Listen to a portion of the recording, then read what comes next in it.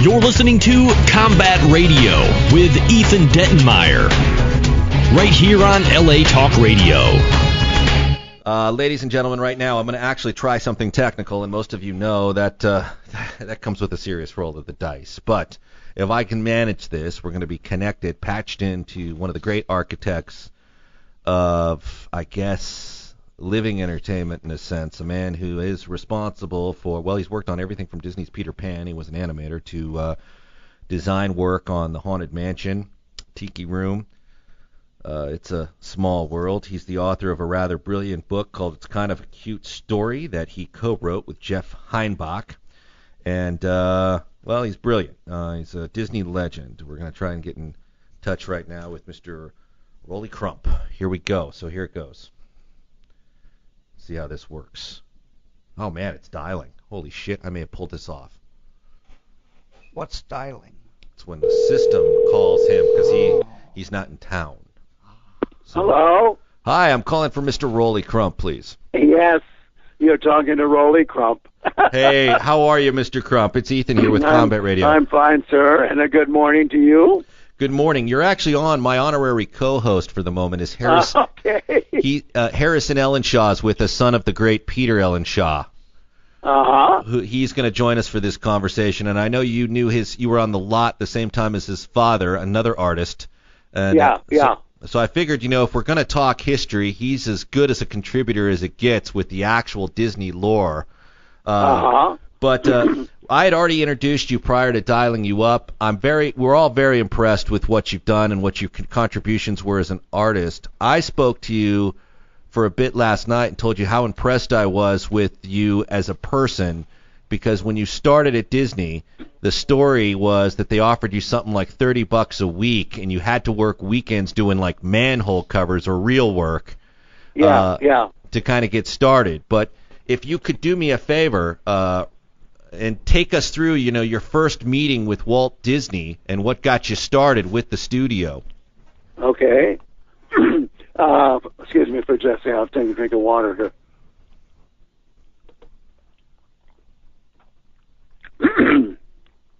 I didn't meet didn't meet Walt until I moved over to WED from animation.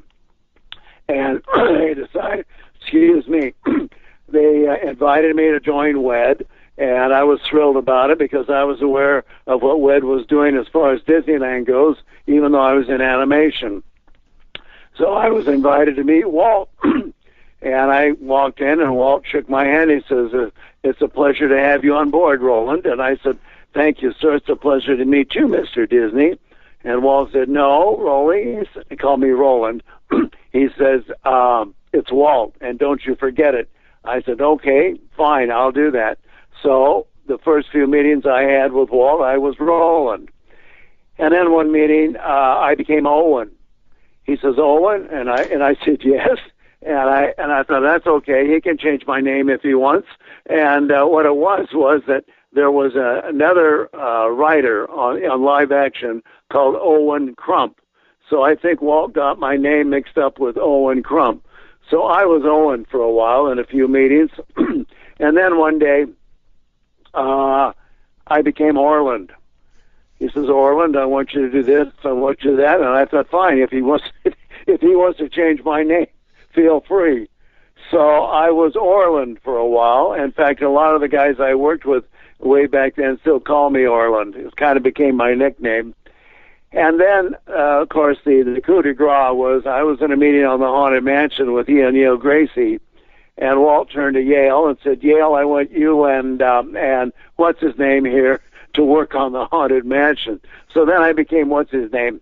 Well, the bottom line was it wasn't long after that he gave me my nickname Rolly, and it stayed Rolly from then on. So I felt good about that. But it was a lot of fun going through those names, and I talked to his daughter about it one time, and I asked her, I said, did he have trouble with names? She says, he had horrible time with names. So she says, that's probably what happened. So that was my first introduction to Walt Disney.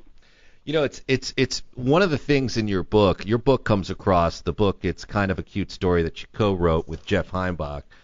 Brilliant Yeah. book, brilliant. Your sense of style in recapping the history and your work as an artist is really something I think everyone would enjoy. And I told you last night, I'm not going to rest until this book is in every household in America because Yeah, I appreciate that. you have such a straightforward storytelling sense. I think the Haunted Mansion is the one thing that is a part of everyone's life, essentially, if you've ever been to Disneyland, and most of us have, where you can really see sort of how diverse your work was compared to what seemed to be Disney standards at the time. And the story behind it is interesting because you said that initially they didn't even want to introduce your concepts to Walt, that they kind of put you in a corner.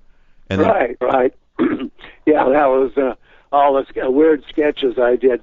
What happened was when Yale and I were working on the illusions for the Haunted Mansion, and we did a lot of research, we pulled all the drawings out that other designers had done on the mansion, and I just kind of had a feeling that it was just going to be an old spook house, and I didn't like that at all. I felt that it needed some imagination, needed something different. And, of course, what you do is you pull from your own imagination and things that you remembered. And I remember there were some films that I had seen.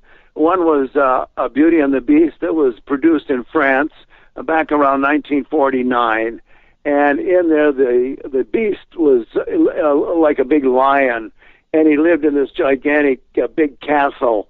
And when he came into the castle and walked down the hallways, there were human arms holding torches that would lead the way for him as he went into his main salon, which was like a big dining room or whatever. And in there were faces on the wall with green steam coming out of them. And of course there was a bowl of fruit on the table with a hand holding it. And as he reached over to take a grape, the hand would, lean forward with the fruit. And I thought, this is the kind of stuff that's got to be in the mansion. We got to get some imagination in there and something that's really different, maybe a little surrealistic. So when I started working, this was after the World's Fair, I came back and I just started doing my own sketches of what I thought should be in the mansion. I had a candle man. I had a piece of sculpture that was a candle man, and his fingers were on fire, and he actually dripped. The wax was running down him, and he dripped. And, of course, the interesting thing about it, working over there at WED, you can come up with an idea, but at the same time, you've got to learn to know how to build it. You just don't turn it over to somebody without knowing how it's going to be done. So I had that pretty well figured out. And, of course, I had developed the seance room in the very beginning. I did a lot of sketches, and so it was my idea to put a seance room in the Haunted Mansion. So I had some very unusual sketches on the seance room, because the seance room that actually finally got designed by Claude Coates was not the same one. It just really didn't. I didn't feel it had the charm or the imagination that it should have had.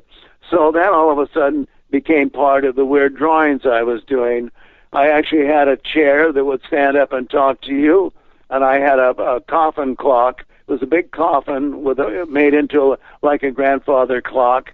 And then I had all kinds of other crazy little things in there. And what we did was I had all these sketches, and then Jack Fergus, who was a model builder, a very close friend of mine, said, Rolly, said, I don't have anything to do. Can I sculpt some of those? I said, please do.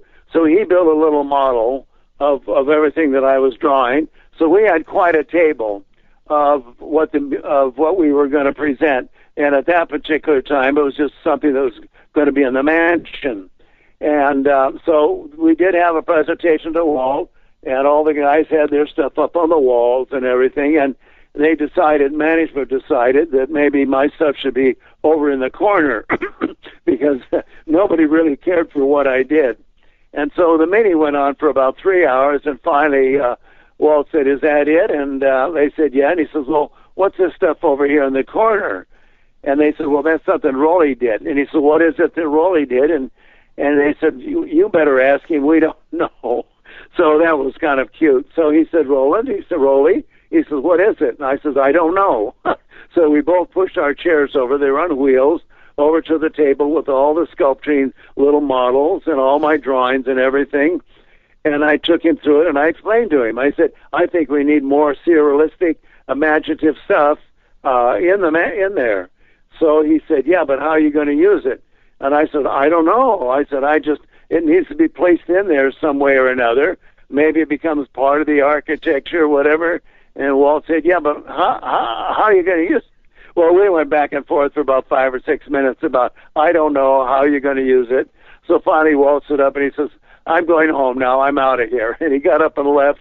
And everybody came over to me later and said, we told you Walt wouldn't like what you did. And I said, yeah, but I had a lot of fun, and I think maybe I gave him a little something to think about. Well, the next morning I come to work, and at 7 o'clock, and Walt Disney sitting in my chair at my desk. And I looked over at him, and the first thing he said to me was, you son of a bitch. And I said, whoa, what's that about? And he said, I didn't get an ounce of sleep last night thinking about all that weird stuff you showed me yesterday. And I said, oh, God, I'm really sorry. And he said, no, don't be sorry. He says, because after thinking about it all night, he said, I came up with an idea. He said, we're going to build a museum of the weird. And he says, Rolly, you can design all this weird stuff that you're doing, and we'll put it in a museum. And after people have been through the Haunted Mansion, they can wander through the museum, and they can stay in there as long as they want. And I said, oh, shit, Walt, that's a great idea. So I looked at him and kind of cackled and laughed about it. And I said, geez, that's great, Walt. So then Dick Irvine, that was the head of WED at that time, came over, and Walt said, go get the rest of the guys that were there yesterday and bring them out. So he did. And the interesting thing about it was Walt did have on the same clothes that he wore the day before. So obviously he just got up out of bed and put his clothes back on and came over.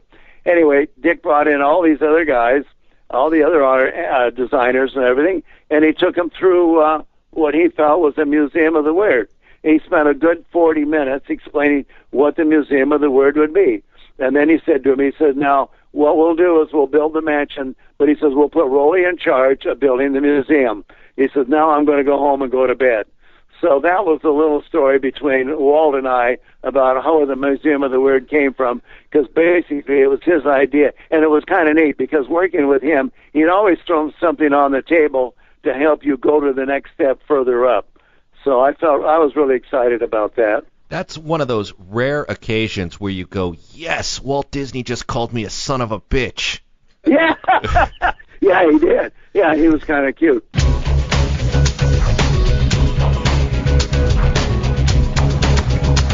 You're listening to Combat Radio with Ethan Dettenmaier, right here on LA Talk Radio.